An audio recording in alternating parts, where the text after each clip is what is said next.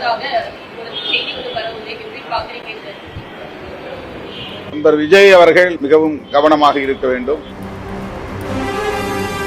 தன்னிச்சையாக இந்த முடிவை எடுத்திருக்கிறாரா அல்லது இதற்கு பின்னால் வேறு ஏதேனும் அரசியல் சூழ்ச்சி இருக்கு? எந்த அரசியல் கட்சியும் ரோட் ஷோ போன்ற நடவடிக்கைகளில் அதிமுகவில் இருக்கக்கூடிய செங்கோட்டையில் வந்துட்டு தற்போது வந்து தாவேக்காவில் இணைப்பதாக ஒரு செய்தி வந்து பரவுவதை எப்படி பார்க்கிறீங்க? அது எந்த அளவுக்கு உறுதியான தகவல் என்று தெரியவில்லை. சேர்ந்த பிறகுதான் தெரியும். அவர்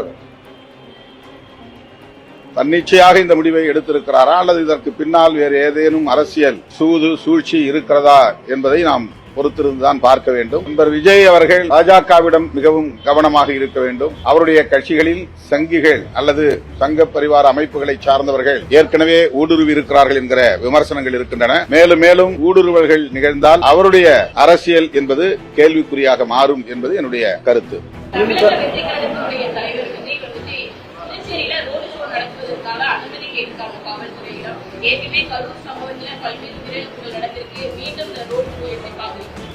எங்களை பொறுத்தவரையில் எந்த அரசியல் கட்சியும் ரோட் ஷோ போன்ற நடவடிக்கைகளில் ஈடுபடக்கூடாது என்று ஏற்கனவே நடைபெற்ற அனைத்து கட்சி கூட்டத்தில் நாங்கள் வலியுறுத்தி இருக்கிறோம்.